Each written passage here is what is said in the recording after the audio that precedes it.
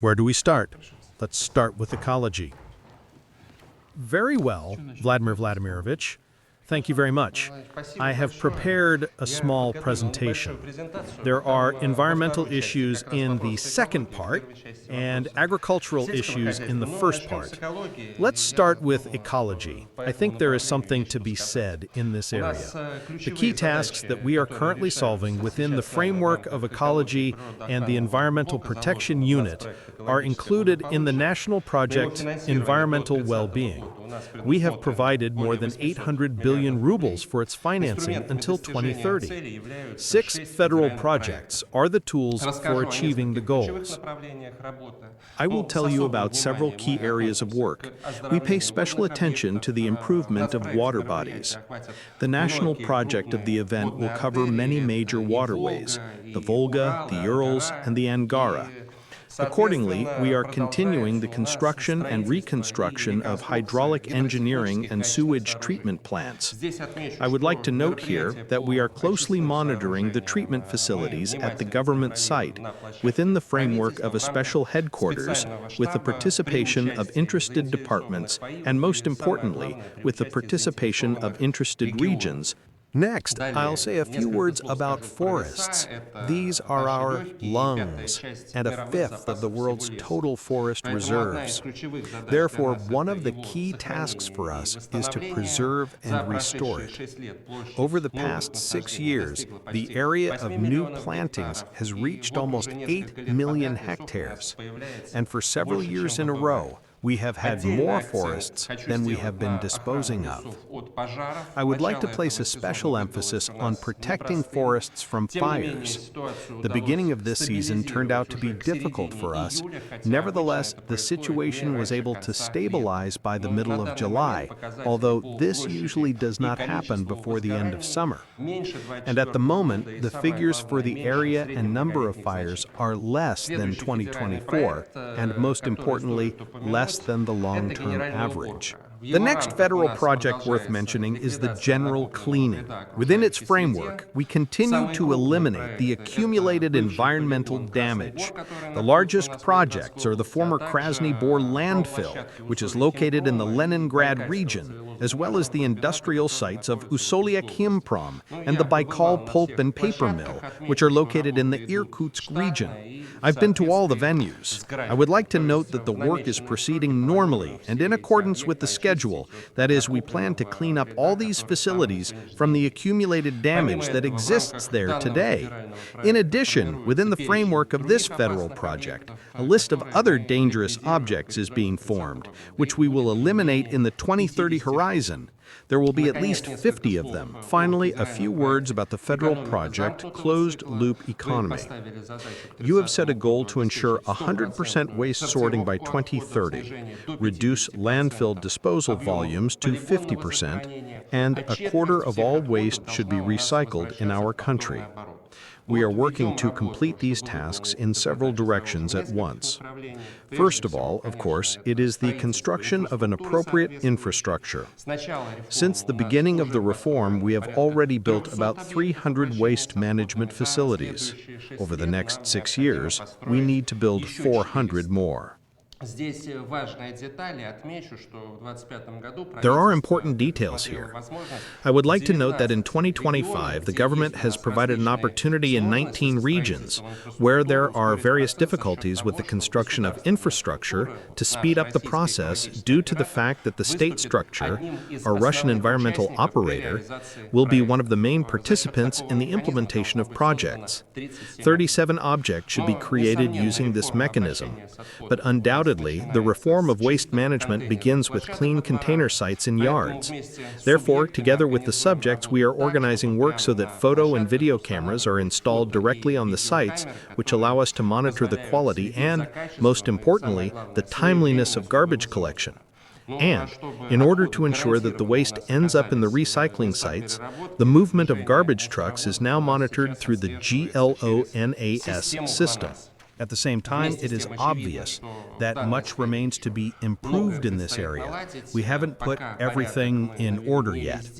Therefore, together with the Ministry of Natural Resources and Environment, and most importantly, together with the heads of regions, we are also monitoring the implementation of the reform at the government's site, within the framework of the interdepartmental headquarters. In short, that's all I would like to say about the Environmental Protection Unit. If I may, I would like to move on to the field of the agro-industrial complex. I would like to clarify on forests. You said that we are restoring more forests than what?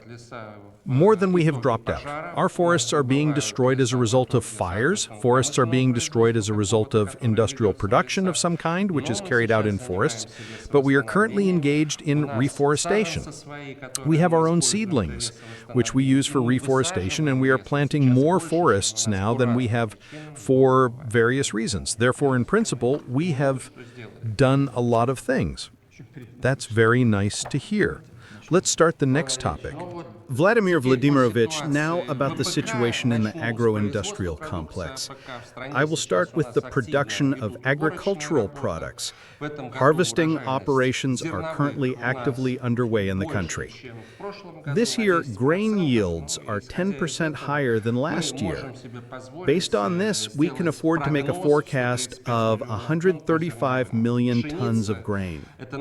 Wheat, which is our main crop, is expected to reach about 88 million tons. I would like to draw your attention to the fact that for about 6 years, grain harvests in Russia have consistently exceeded 120 million tons. This has largely become possible thanks to the systematic support of the state and the introduction of advanced technologies. But at the same time, the task is, in accordance with your decree, to seriously increase production volumes by 2030. Therefore, we are now looking for various solutions and looking for new growth points. This includes harvesting 2 crops from one field. We are already implementing such technologies.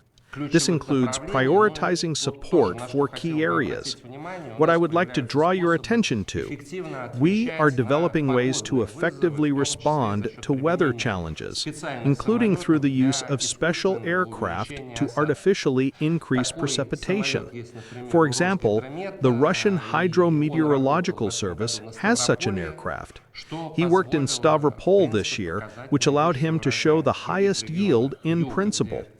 In other regions of the south, where the plane was not working, there was a drought, and in Stavropol, everything was quite good. I think we will replicate this practice in the regions that are subject to dry conditions in our country. I would like to add that winter sowing is already quite active in our country today. According to the plans, its area should be about 20 million hectares. This is comparable to the area that we sowed with winter crops last year.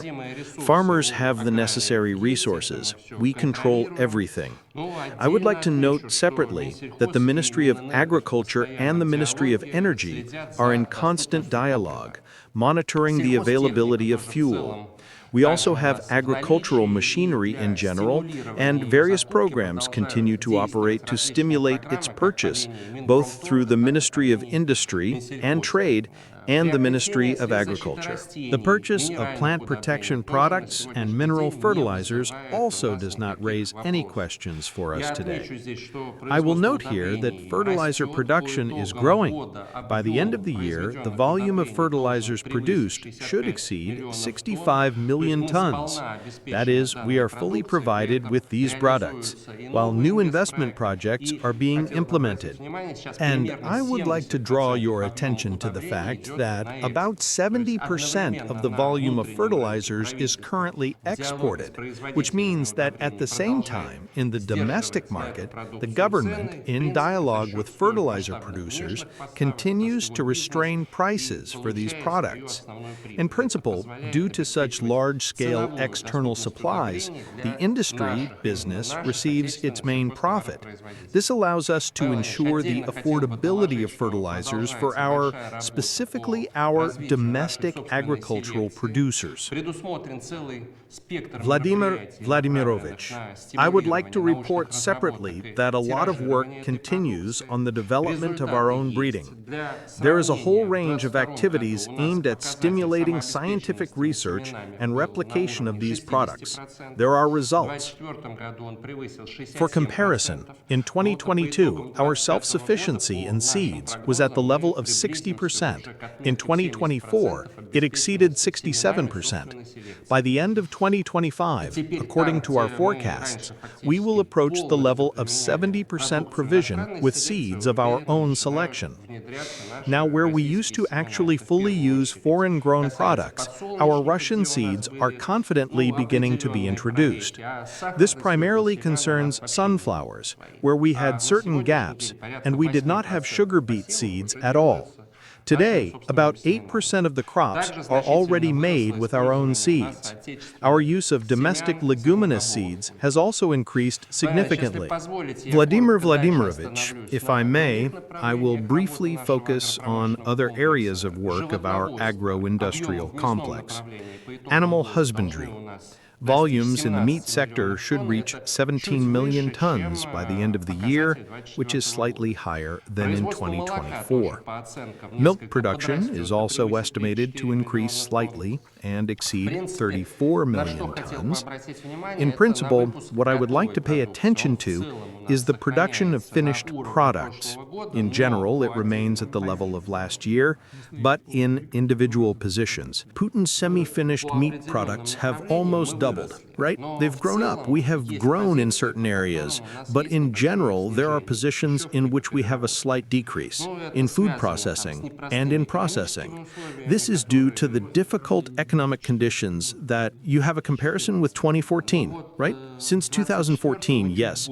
In 2024, we produced a little more in a number of food processing and processing products. Overall, Mr. Putin, the situation is absolutely stable. I hope that now, with a reduction in the key interest rate, we will launch a new investment phase for food processing and new investment projects. And we will align. I think we will move on to steady growth. At the same time, I would like to emphasize that our domestic market is fully supplied with products. We do not notice any significant jumps in food prices. With this in mind, the development of agricultural exports continues. In 2025, export revenue growth continues in almost all areas, with the exception of grain. The situation here is not very good. We have started exporting less grain, but this is due to extremely low global prices for these products. But of course, our grain remains in demand among foreign buyers.